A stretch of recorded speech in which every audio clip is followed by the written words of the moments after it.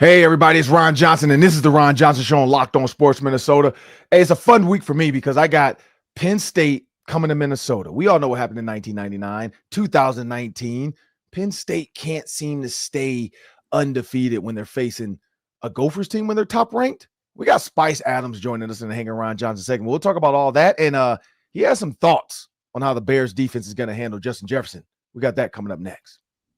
Locked On Sports Minnesota podcast. It's endless Minnesota Vikings talk with the diverse voices of your local experts. Now the Ron Johnson Show. On the field, in the broadcast booth, Ron Johnson is Minnesota sports. He's played with them, hung out with them, and grown up with all the big names in Minnesota sports. They're hanging out with Ron Johnson. It's the Ron Johnson Show on the Locked On Sports Minnesota podcast. And it starts now.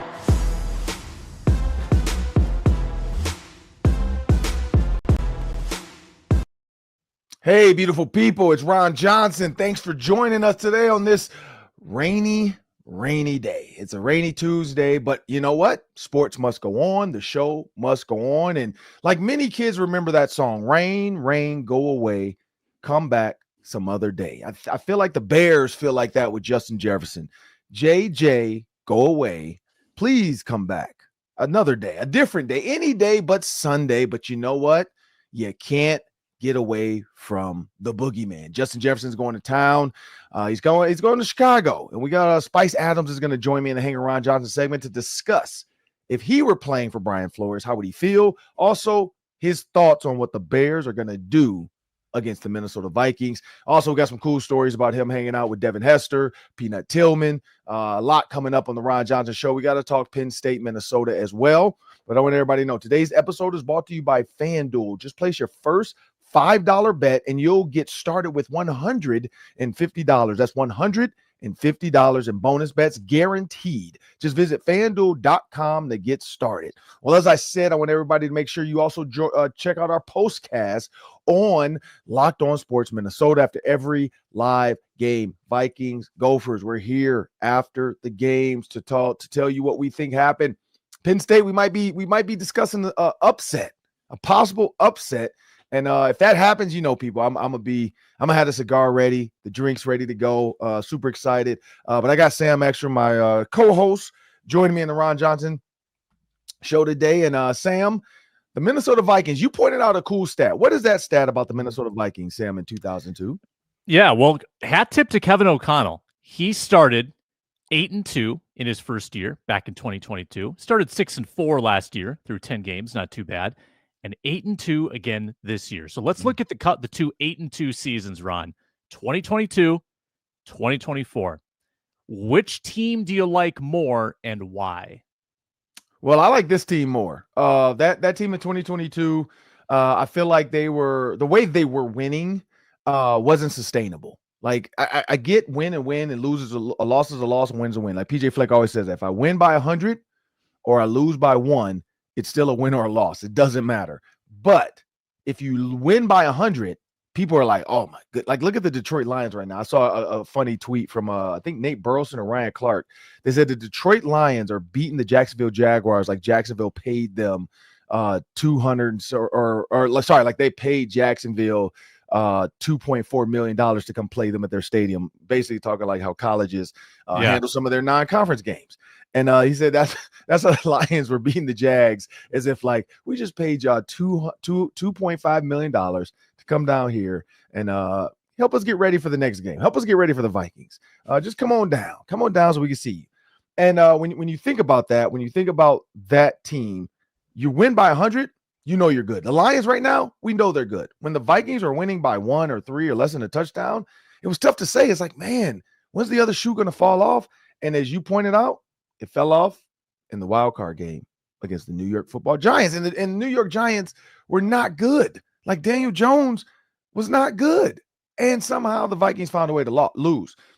I like this team in 2024 because they're winning more convincingly. Even though some of these wins is like, you're like, oh, you could have beat like Jags.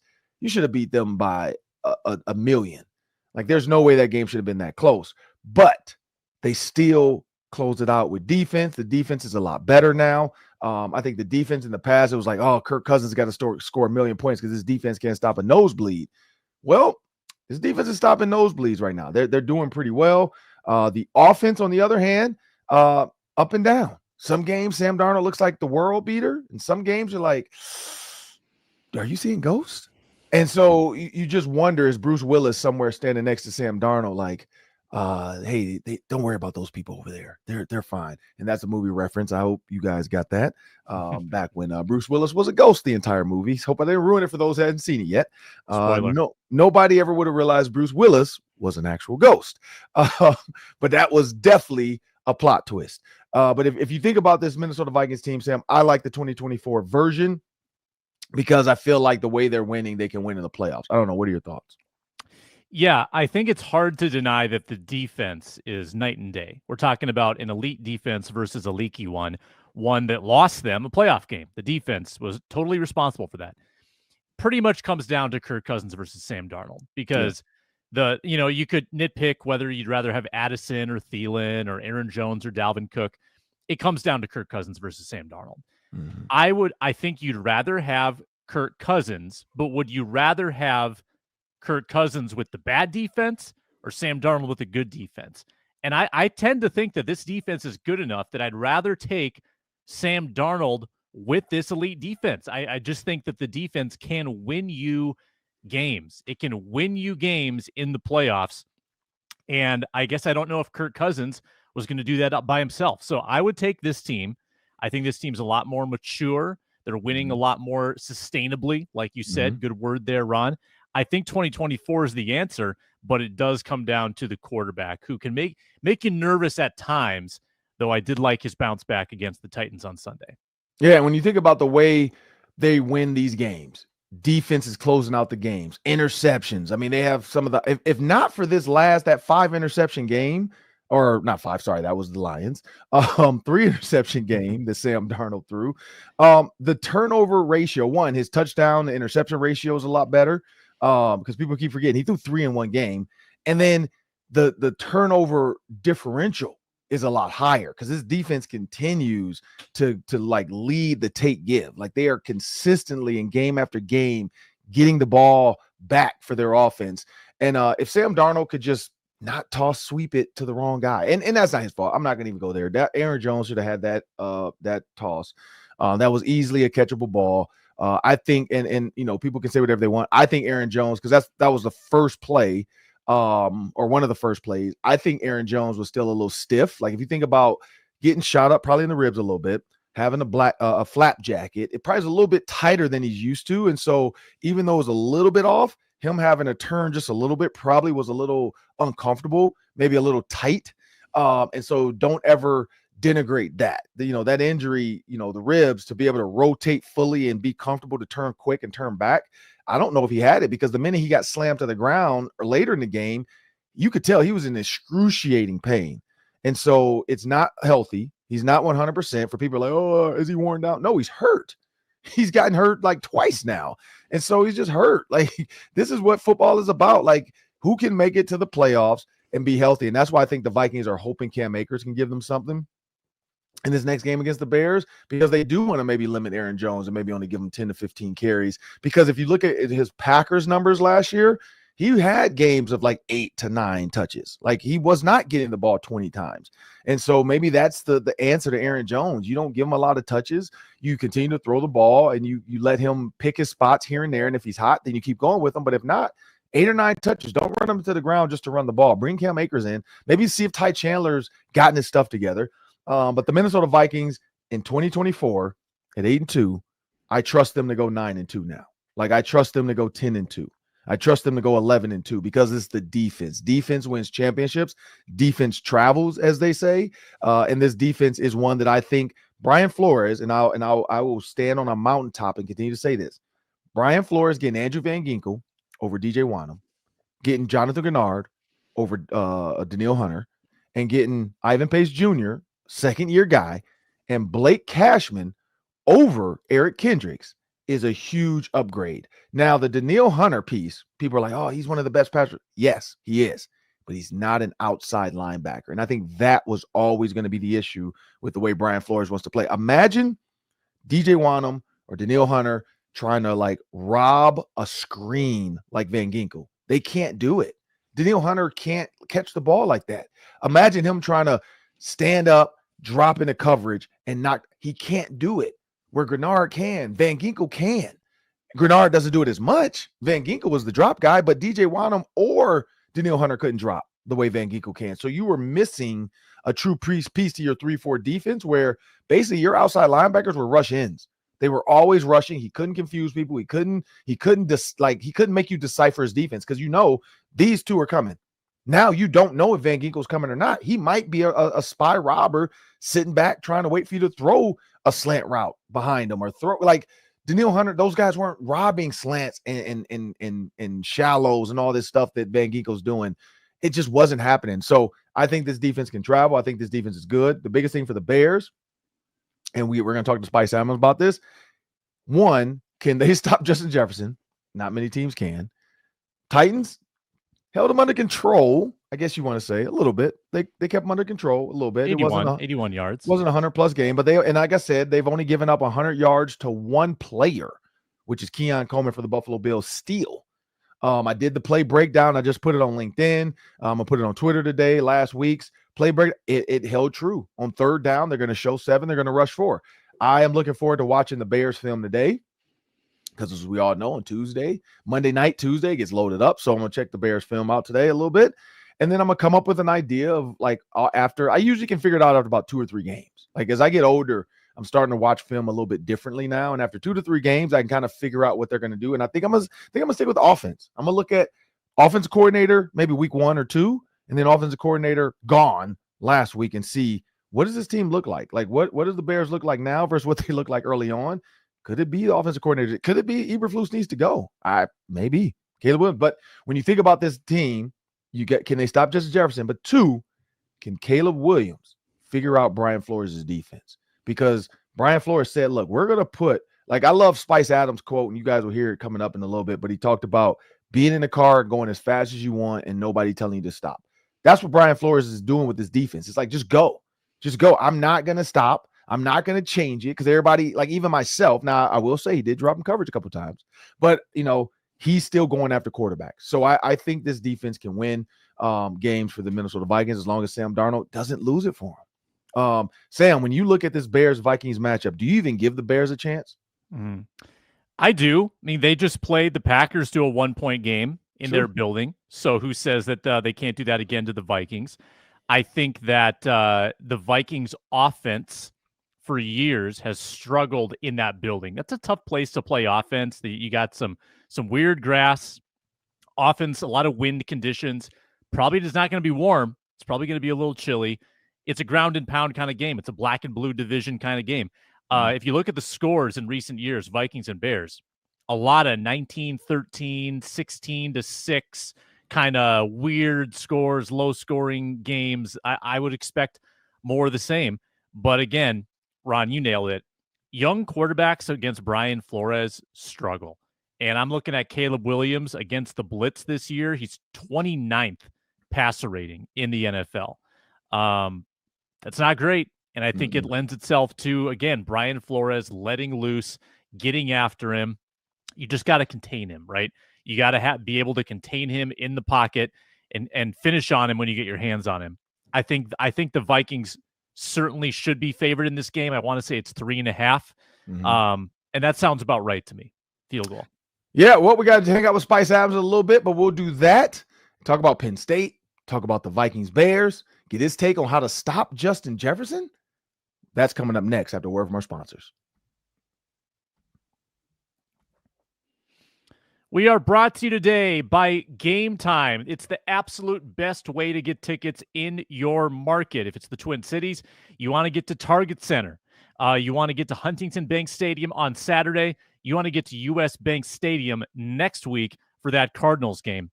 And with Gametime picks, you can get your tickets even easier because they filter out the fluff and only show you incredible deals on the thousands of ticketing options. Toggle on the all-in pricing so there's no hidden fees. Get a good panoramic view from your seat. And they've got the lowest price guarantee at Game Time, so they credit you 110% of the difference if you find better seats. With the most flexible customer service policy in the ticketing industry, Game Time takes the guesswork out of buying tickets. Download the Game Time app, create an account, use code Locked On for $20 off your first purchase. Terms apply. Again, create an account, redeem code Locked On for $20 off. Download Game Time today. What time is it? Game time. Well, now it's time for the Hanging Ron Johnson segment. And of course, man, this is Bears week, Penn State week. So who else should I call? No further ado, no introductions needed. My guy, Spice Adams, joining me on the Hanging Ron Johnson segment. Spice, man, I like the hoodie, man. Is that unreal? It is, dog. They got some Chicago Bear gear now. Okay, man. okay. We out here. I see. Y'all out here now in the unreal gear. So first, man, I'm gonna give them a little love, man. How do you like the unreal apparel? I like it, man. This hoodie right here is fly, man. And what's because normally I would have because Unreal, those are our guys up here in Minnesota. It's a Minnesota company. I've modeled for them. We do some stuff for them. But I didn't think they have 4Xs on their website. So what size are you in now, man? Because I know you've been working hard. I'm not in the 4X no more, man. What are you in now? This is a 2X right here, man. You're in the 2? I ain't did 2X since elementary school, man. But I'm here, baby. You in the Unreal too, and the Unreal, like it's a nice little fit. It ain't like baggy, so you in a slim 2X. Okay, I see you 250. And I'm out here, man. I'm out here working, baby. So I do want to jump into this, man. You had a chance this weekend, man, which I look at my dad. So I just got a chance to hang out with Tony Dungy, which I think I posted one of the pictures. I'm pretty sure I posted one of the pictures on my story. I haven't really done a lot on my actual Instagram page. I've been busy, but I got a chance to hang out with Rodney Harrison and Tony Dungy. We had Sunday Night Football here in Minnesota, Indianapolis Colts. So, Reggie Wayne, Cato June, like all the guys, man. We all Ron Milas. You remember Ron Milas, Jeff McCall's cousin. So we hung out on the sideline as well. And, talking to Tony Dungy, one Hall of Famer, talking to Rodney Harrison, Reggie Wayne, future Hall of Famer. You guys got to hang out, and I saw you come out the tunnel with Devin Hester, man. Yeah. And what is that like, man? Like realizing you're touching greatness, like you're hanging out with greatness. And I did see you were on like one kick return, so I'll give you credit for the one kick return you were part of. You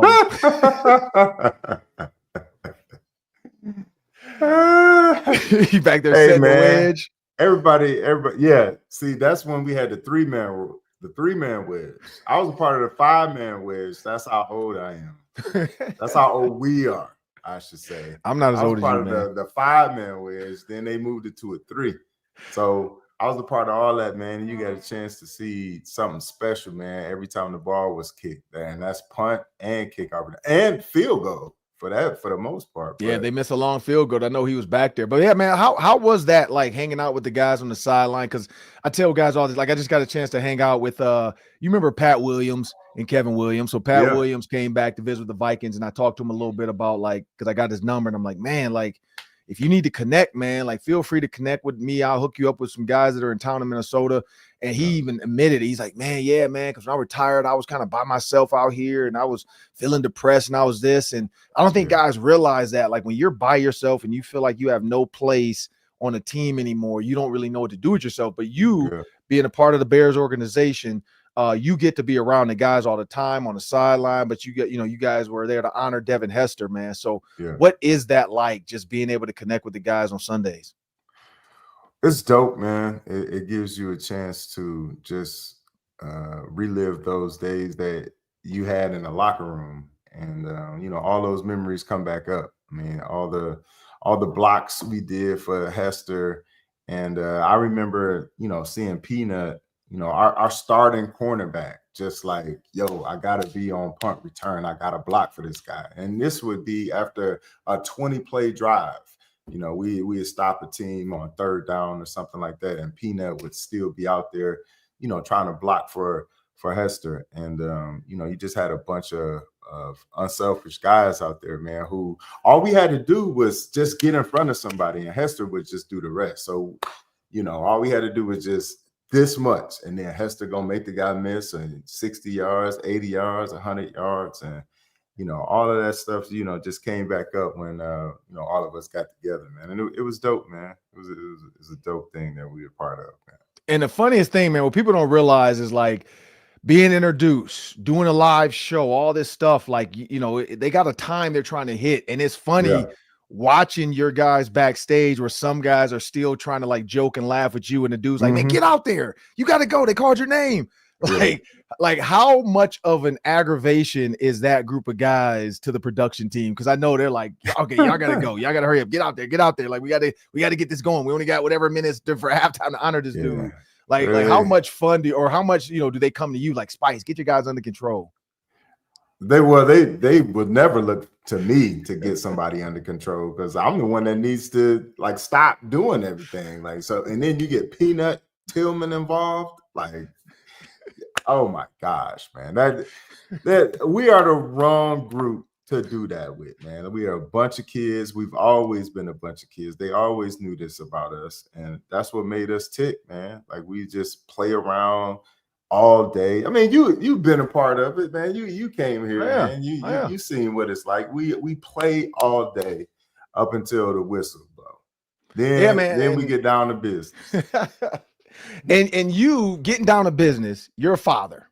And I get to experience that. My nephew, Anthony Adams III, is playing high school football now. And, Chad Greenway, who Chad, he and I talk all the time. And his daughter just committed to the University of Kentucky. And another teammate of mine, Derek Rackley, his daughter just committed to LSU for softball. And so you are out there. I see you out there coaching with Peanut and all stuff. But, man, how proud are you as a father, man? Because I love when I get to talk to like athletes and now their kids are doing it. Like, how proud are you to see him out there putting his best foot forward? It's an experience that I never knew. Like, you can't explain the feeling that you have. Like, sometimes I wake up in the morning and think like, oh man, I got to get ready for practice. Like, I'm really the one practicing. And it's just different looking at it from this lens, from a father and coach perspective, where you see a kid who's getting better every day, who is really like taking notes on the things that you say to him so that he could be a better defensive tackle, so that he could rush the passer better, so that he could play the run better, so that he could be more disciplined with his eyes, with his hands, and it's just a great thing to be a part of, man. And Anthony and his team, they went to the playoffs. They went to the third round of the playoffs, and there was a lot of people picking them to lose, like every other week. They would win. They end up going 10-2, and I was just so proud of him, man. Just just how much he improved from last year to this year. And football and wrestling and track and field. Like, he's really, starting to focus and starting to get locked in on, just being a great 3-sport athlete, man. And it's a great thing to be a part of, man. I got Peanut involved. Peanut come out there. Like, I know, I saw that. Peanut, like, oh yeah, I coach on Fridays. I got to coach the fellas up. Like, so I got to be there, whatever, And the thing is, you never know when he's going to come to a game. Like, he'll just pop up in all green. But I saw we got the gear on. Yeah, that man got gear. Wait, and he has no son on the team, right? Listen, his son goes to Libertyville, a team that we play. Libertyville is in our conference. And so he's just showing up. His kids go to Libertyville. One of his kids graduated from there, and he's there with us at Stevenson. Just to be a part of something. and I'll say this, man, like this little ant, because I know when we played University of Michigan, I was on the sideline, and all of a sudden this dude with a microphone comes over screaming like, yo, Pookie. And I'm like, yo, what? Chill out, man. And it was Lynn Swan. And I'm like, oh, okay, what's up? And Swanee comes over. He was the sideline, or he was one of the commentators for ABC at the time. And we were playing Michigan. And at the time, I don't think I understood how cool that was. Like, I just was trying. I'm locked in. I'm like, man, I got to go out here and deal with Larry Foote and Cato June and these idiots. And you want to go over here and call me Pookie? Like, I can't be tough out here playing like Pookie. Like, come on, man. And but as I get older, I look back and I'm like, man, that was dope. And now when I see Dungey on the sideline, I give him his flowers every time. And I tell him, I said, man, if it wasn't for you, I wouldn't be married to Shawnee. Like, I would not have met my wife in Minnesota. I would have probably been at Michigan or Michigan State or something, or Penn State, who knows? And who knows what I would have found out there. But I thank him for all that, like being here, doing these shows and being on TV. Like it's because of Tony Dungy. He gave me my first coaching job, which led to the Big Ten. And so does Lil Ant understand how cool it is to have Peanut Tillman on his high school sidelines? No, he has no idea, man. And what's crazy is he's been around like a lot of Hall of Famers, like Julius Peppers. Oh, yeah. Bryant Young with the 49ers. And we were up in the suites with him, and Bryant Young was giving Anthony tips on how to play defensive end, or, how to play the RPOs and things like that. And I'm like, bro, you are getting information from some of the baddest men on the planet. Like, you got Peanut Tillman in 40-degree weather coming up to practice just to give y'all some tips. And he's hands-on. Like, you got to jam the guys. Dude, I practiced with them I did individual drills. I did one-on-ones. Like, we really out here, dude. And it just give me I just look back at the time when your dad was showing up to practice and showing up to the games and stuff like that. And he probably was like our age. Yeah. So like I can understand like what he was doing now. And it just like give me like I got goosebumps thinking about it, man. Because I was like, oh, that's cool, man. Like your dad played for he was 40 because he had Super Bowl champion. Dude. He had me at 24. We were 16. He would have been 40. Yeah. Man. 40, 41, 42 would have been the time our junior, senior year when he was our sophomore, junior, senior year. Those are 3 years I played. He was 40, 41, 42. Yeah. He was our age. Super Bowl champion.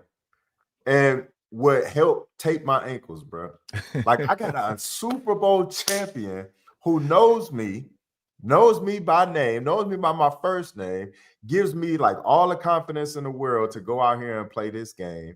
And he's like, hey, hey, Spice, man, you got to get your big self in there, man. Get your hands on the guy, shed the guy, or block the guy, whatever.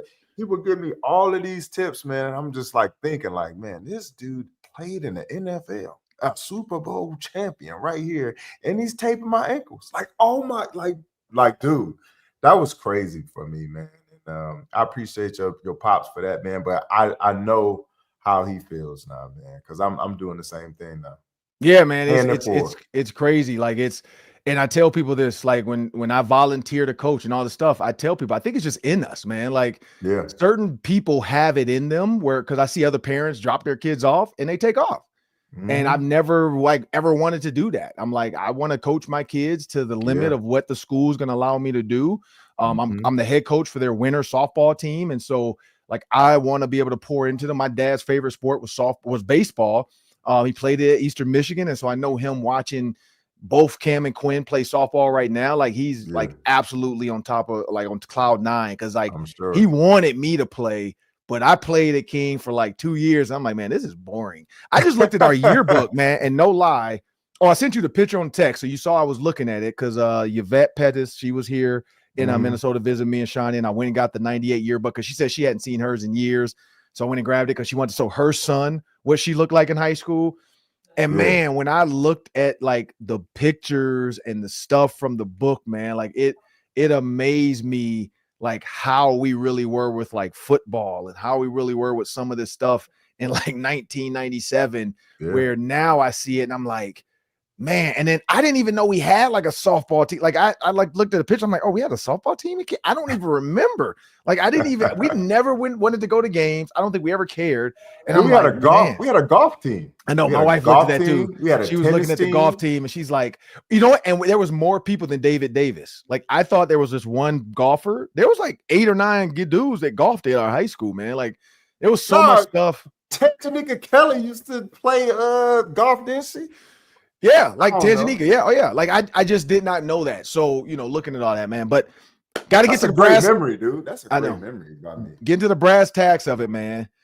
And I will say this, man. Like our friendship, but also our ability to be around guys. Like I told Reggie Wayne this. I told Cato June this the past weekend when they were here. Like, man, just being able to be on the field and like hang out with them for 5, 10, 15 minutes for pregame. You know what I mean? Like people are coming up to me like, man, how you know Reggie Wayne? I'm like, man, I coached him for like 2 years with the coach. And they're like, oh man, like, because they thought I was down there, like they didn't know what I was doing. I was just on the sideline. I was talking to the GM and and I was talking to some other people. And then Reggie comes over there and everybody's like, man, what the, like, how you know Reggie? And so it's funny. And then of course Cato comes over and then the GM comes over because and I'm like, hey, which is so funny, man. The GM of the Vikings comes over and I introduced Cato to him because Cato's like, I don't know the GM. Like the GM is a guy I need to meet. And the GM's like, oh, Cato Jr., I remember you, man. You a great player, blah, blah, University of Michigan, And so it's just so cool for even that interaction, man. Because like what people don't realize is like, just like we think these owners are like, the owners are looking at us like, oh yeah, man, I remember when you played at and we wanted to draft you, but we couldn't get you and X, Y, and Z. And so it's just real fun to be around it, man. And I think that keeps our memory sharp. Like the more we're in it, I think it keeps us alert. It keeps us alive. Like more people that end up on islands, man, they end up depressed. And so get to the brass tacks though, man. Vikings are headed to Chicago. I know you go and do the things, man. You do the stuff. As a fan, because I know you get to see the fan reaction. You do your own fan reaction. Mm-hmm.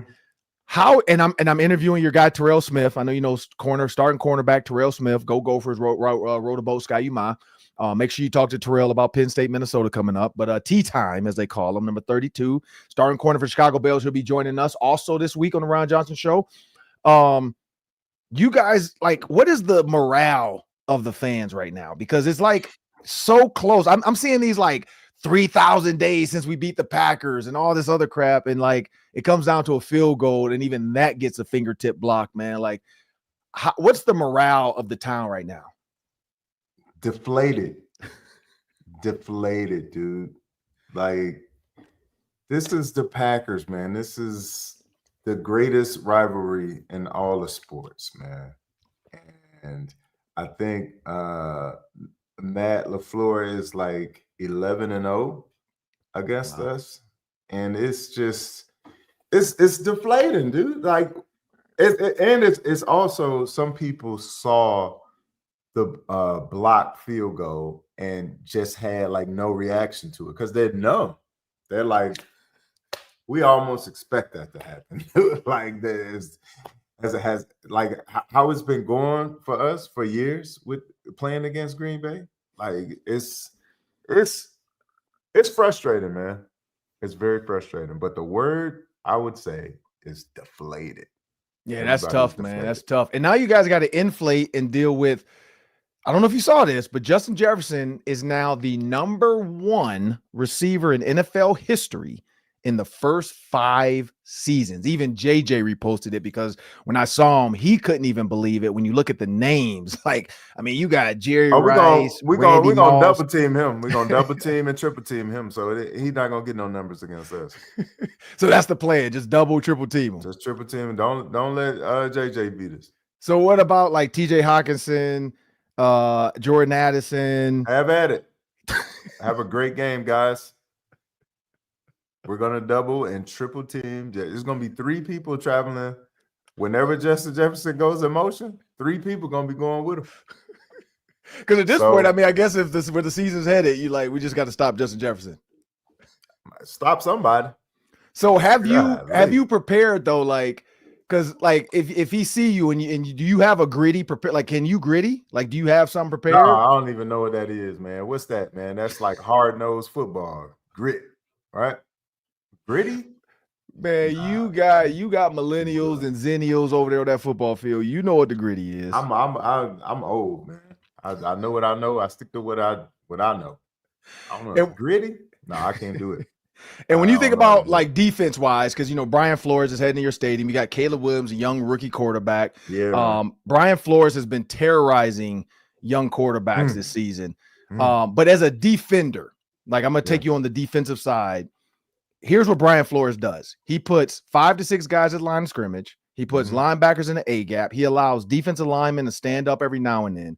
How fun would that have been for you to play in a defense where there's 4 to 5 to 6 guys blitzing almost every time, but you don't know who it's going to be, man? Like, how cool or how fun? Because like I didn't play defense. I hate it to deal with the Mike Backer blitz crap because I hate it, like figuring out if I'm the hot route, if I'm not the hot route. But as a defender, man, how – because I hear the Vikings guys talk about it. You hear the Miami Dolphins guys who play for Flores talk about it. Everybody loves B-Flow, but as a defensive lineman like yourself, knowing like you got help because of so many twists, turns, blitzes, how fun is that to just go out there and just like you never know who gets to blitz? Well, I think they understand what they're doing. They know why they're doing it. And when you know what you're doing and while you're doing it, it makes you move faster. And when you can move fast and you can play fast and you can play with reckless abandon, it's fun. Like imagine getting in a sports car and putting on the gas and nobody's telling you to slow down. Like it's the best feeling in the world, bro. These guys get to put their foot on the pedal and just go. And nobody is saying slow down. Like they just go sideline to sideline, no seatbelt. So that's when you're having fun.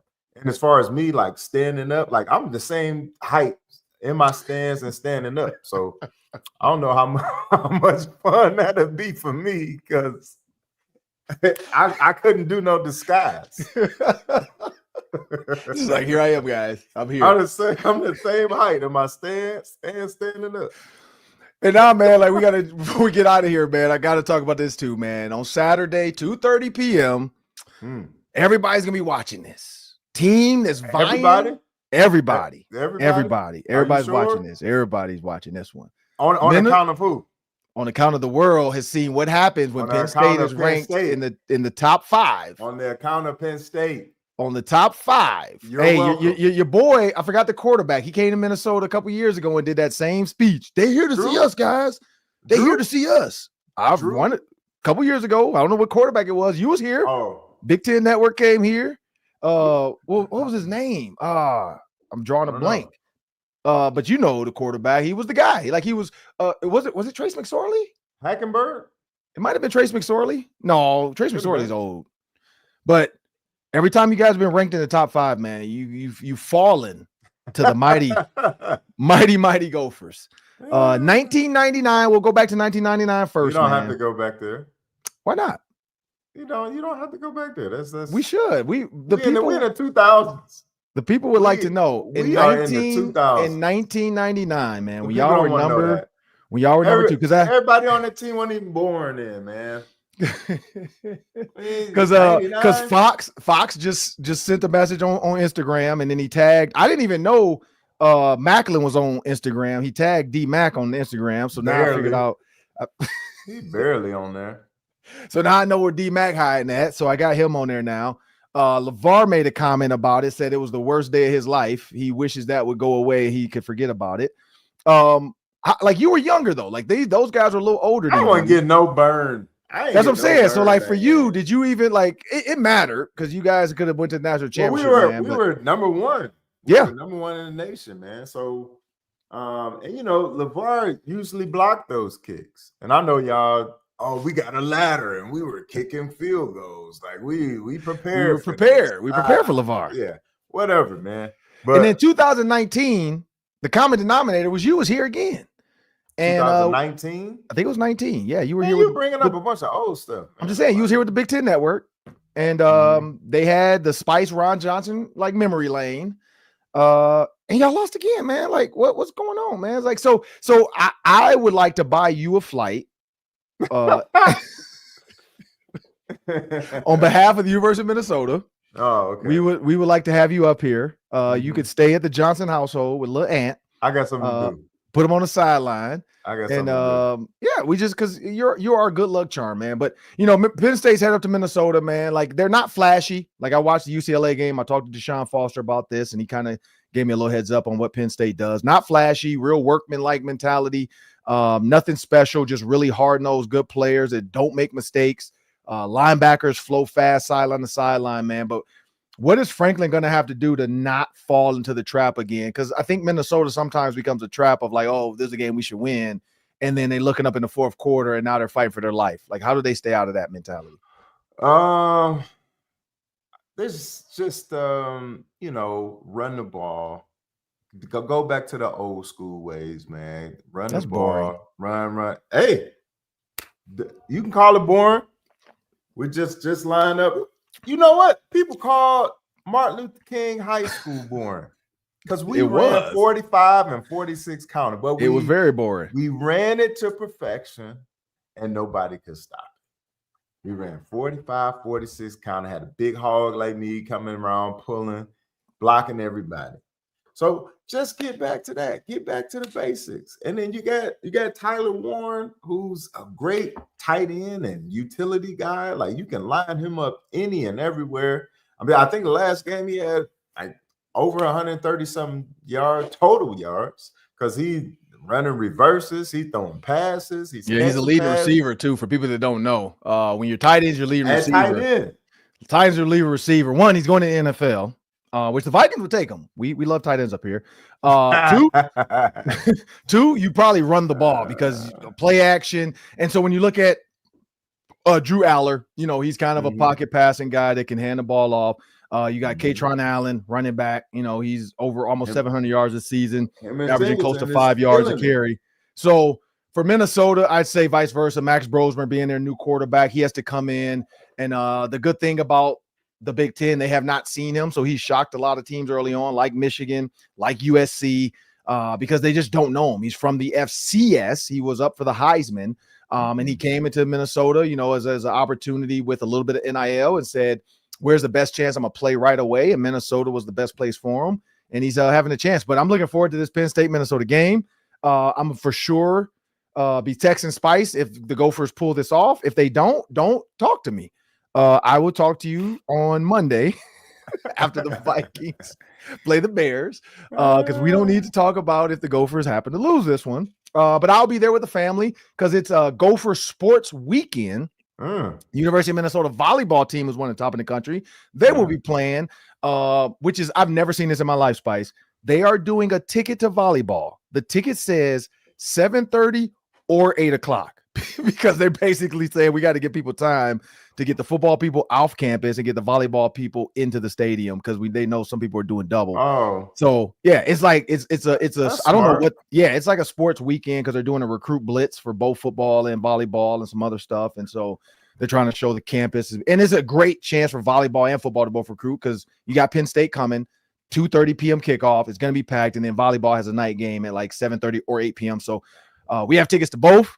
Our kids are going to be exhausted, but that's what we want to show them how we used to do campus. It's a little break in between the games. We're going to head around campus, grab a little food, maybe stop in an establishment. But we can't bring kids in a bar. So we're not taking our kids to a bar. Don't worry about that, people. I know everybody's like, you can't bring your kids in a bar. We're not taking our kids to a bar. We're going to go to like Buffalo Wild Wings or something. But I'm Ron Johnson. That's my boy, Spice Adams. It's a busy weekend for the two of us because we got the Bears and the Vikings, and we got the Gophers and Penn State. So I'm looking forward to the Spice reactions after both.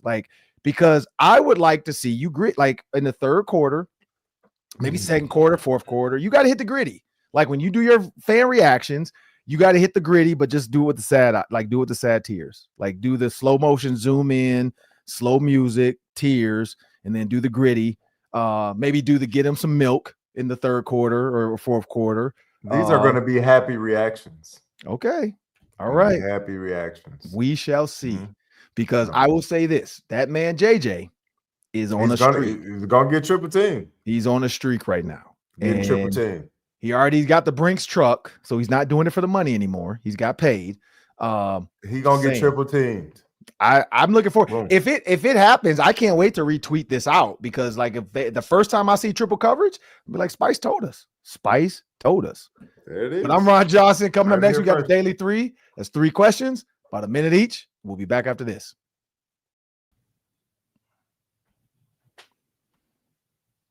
We are brought to you today by FanDuel. Hey, fans of the NFL, fans of the NBA, NHL, college football, college basketball, you can get a big return at America's #1 sportsbook. When you have a hunch, you can cash in by making a $5 bet. And when that bet wins, I'm telling you, because we're going to give you good advice on this show, you can get $150 in bonus bets. So bet 5, get 150, and then you've got a plethora of wagering options at your fingertips. You can bet before the game, the spreads, the money lines, the over-unders, or live bets during the game when you've got that in-game hunch. Bet 5, win the 5, and get 150. Find a nice money line for that $5 bet. Maybe it's Vikings minus 168. They're also minus 3.5 at Chicago on Sunday. Or it could be the Texans hosting the hapless Titans, minus 405. Bet 5, get 150 at FanDuel.com. It's America's #1 sportsbook. Make every moment more, and they're an official sportsbook partner of the NFL. Well, now it's time for the Daily 3, so take it away, Sam. You got it. Ron, after the Vikings won on Sunday, there was another thriller at Target Center. Julius Randle with a buzzer-beating 3 to beat the Phoenix Suns. His signature moment with the Wolves so far. What was your reaction? I liked his handles. I always talk about that. Lefties have a different type of handle. It's a different feel with it. James Harden-esque. I don't know if karl-Anthony Towns has that type of handle to hit the step back as well. NBA, I don't know if you saw that the NBA came out with a statement saying Julius Randle traveled because he lifted up his pivot foot before he put the ball down. Did not see that. Yeah, go to Sports Center's like Twitter page, I think, or Sports Center's Instagram page. It's called the NBA 2-minute or something. It comes out, or like instant report. I forgot what it's called, but it comes out right after the games. NBA did say Julius Randle traveled because he lifted up his pivot foot before he put the ball down, but whatever. Step back was fine. It was the before he even got going. Which I saw also Giannis, he stepped out of bounds before he passed the ball, brought the ball up the court to pass it to a Dame Litter who hit their game winner. So, refs aren't catching some of this stuff. NBA's letting it go. There's no way to overturn it. But Julius Randle hitting the shot. One, the fact that it was tied, I don't think it was pressure. If they were losing by 2, I would put way more on it. I don't know why it's just how I feel. I feel like when it's tied up, you have no pressure to knock down a 3, because if you miss, you're going to overtime. So always like look differently at those type of wins. But you know what? He knocked it down. You could see, the crowd loving it. That's kind of his moment in Minnesota. I just hope that, again, they continue to gel and create what they've been before, which is they're a playoff team. They're a top 3 team in the West, in my opinion. Can they beat the teams they're supposed to beat, which are like the Trailblazers? Beat the teams they're supposed to beat. And that's what's a little bit frustrating. Now, I will say the Suns did not have some of their stars. And so people are going to always talk about that. Like, you barely beat the Suns, and they didn't have a couple of their stars out there. So, I think Bradley Beal and Kevin Durant were out. So when you think about that, I think that's always going to be a question mark. But I don't know. What were your thoughts? Yeah.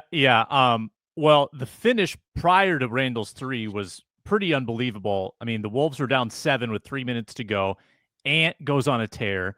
McDaniels had a poster dunk along the way. And then to set up that 3 by Randle, they had to get 3 defensive stops because the Suns kept getting offensive rebounds. It was a great finish and much needed confidence builder. Not only that game, but Friday at Sacramento to beat them in overtime when De'Aaron Fox scored 60.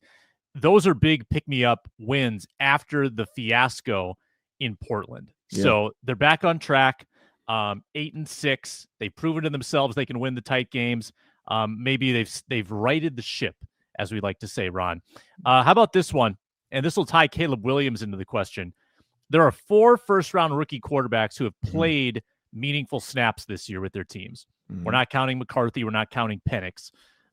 Caleb Williams, Jaden Daniels, Drake May, and Bo Nix. I want you to power rank those 4 quarterbacks based on what you've watched this season. Oh, that's easy. Jaden Daniels is one for sure. No question there. I'm going to give Bo Nix 2. I think Bo Nix has played a little bit better with less weapons. I feel like Drake or Caleb Williams has some good weapons. Now, again, you could blame it on the coach, because you look at his tight ends even. Like, we forget he has Cole Kmet. Like, he has Keenan Allen. He has DJ Moore.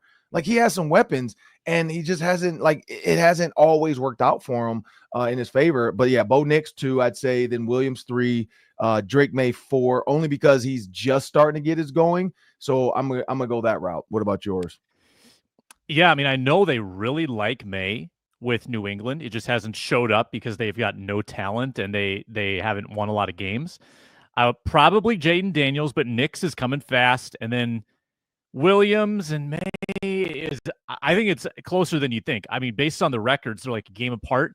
I think May has actually probably played better football than Williams. I would almost put Williams last, even though he's got all that raw talent. Just based on expectations, I think Williams is probably 4th for me. But I haven't watched a lot of tape back, Ron, and you're going to watch the tape, I know, on Williams. from all that I've read and heard, he played a lot better in that Packers game with the new play caller. So I guess we'll find out. And that's what I want to see. And here's where I go with this, though. The only thing about Drake May, I look at touchdown interceptions. Drake May's played 7 games, 9 touchdowns, 6 interceptions. Caleb Williams played 10 games, 9 touchdowns, 5 interceptions. So 1 less interception. Of course, like people always say, oh, it's tips, it's this, is that. But we're, because Spice had, yeah, I was talking to Spice about that, about the Lions.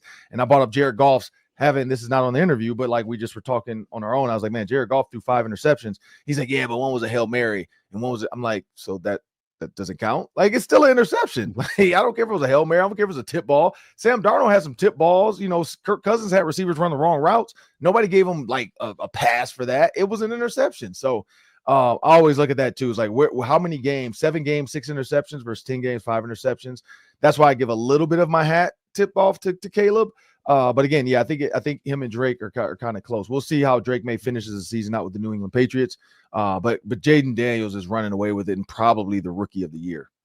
Yep, you're right about that. And then finally, Ron, we're 25 years out from the epic 1999 Gophers upset at Penn State. Time flies, man. I remember watching it on TV. I was just a kid. When you replay that day in your mind, what's the little snippet? What's the one moment that you replay in your head when you're falling asleep at night? Tell me about that. Yeah, so I know Glenn Mason gave some of us these game balls, and it was the score of the Penn State game, 24-23, 1999. I think it was, I don't know if it was like me, the kicker, a bunch of people who had something to do with the game. But I just remember like going there. Like I remember going to Happy Valley, and it was quiet. It was weird. We were in this like weird hotel that like felt like the Blair Witch was going to be in the woods somewhere. You were out in the middle of nowhere. I remember getting to the stadium, same thing. It was like an eerie feeling.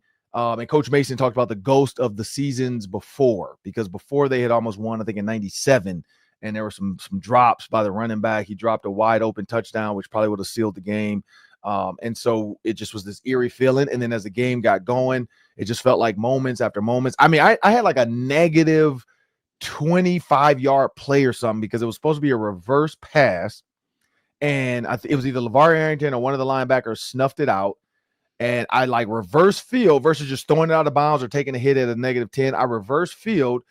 He clipped my leg. I stayed up. Now, I've watched this back numerous times. My knee never touched. But again, there was no replay. And they called me down. So I was like a -20. So I was just like in my feelings. I was pissed off. I couldn't believe I did it. A couple plays later, like a couple series later, I think a series later, maybe even, I catch a big touchdown, double covered. And then I kind of felt a little bit relieved, like, and all the guys like, don't worry about it, man. You didn't lose the game. We got this. And then, the Hail Mary at the end, when Glenn Mason just kind of got bored and said, we're on our 20 going out. And he's like, just throw a Hail Mary. And we're like, what? Who throws a Hail Mary on their own 20? But it worked because Penn State wasn't ready for it. They had no idea what we were doing. And I ended up catching that one. And then we tipped the next one. And then we kicked the field goal. So I just remember Penn State being quiet. I remember like getting on the plane. But I'll never forget that. Like the waiting for that kick, that was probably the most nerve-wracking 20 seconds, because it's like he makes it, we're heroes, he misses it. It's another one of those like, that the Gophers just can't do it, and we pulled it off. So yeah, it's funny. It's 25 years old. That is so crazy that's the case. And I think the number 24, I'm gonna have to play that in the lotto today, because my wife's birthday is the 24th. This is the 24th seat. Like I'm looking at a towel right now in my studio, my couch. It's the Gophers towel that Gabe passed out the first game. It says Minnesota 24 because it's the 2024 season. Mm-hmm. We won. Our score was 24. So I'm like, you know what? Powerball might be 24. I might have to play that today. And Powerball, I think, is on Wednesday. So let me play 24 today. And but yeah, 25 years ago, that's crazy. I don't know what when you think about this game, like whether it's 2019 with Antoine Winfield too, do you think the Gophers have a chance? Yeah, I do think they have a chance. I think that let's forget the Rutgers game. If they play the way they played the previous 4, I think they've got a shot. I mean, I think Max Brosmer's really settled in. Maybe the week off helped Darius Taylor get healthy. I think that's probably a huge key. Yeah. But this is kind of the Super Bowl. This and then obviously Wisconsin, but this is probably the biggest game of the year for the Gophers. They're going to show up, and I think they've got a chance. I'd for sure take the spread plus 12.5. I like the Gophers. Maybe not to win, but it's going to be tight. Well, I'm Ron Johnson. I Sam Ekstrom. This was the Ron Johnson Show. We want to thank you guys. Thanks, Spice Adams, for joining us today. And check out our Locked On Sports podcast on YouTube following every Twins, Vikings, Gophers, or Wolves game. Luke Inman is broadcasting live with team experts. Never miss a postcast by subscribing to Locked On Sports Minnesota on YouTube. You don't want to miss it. Take care.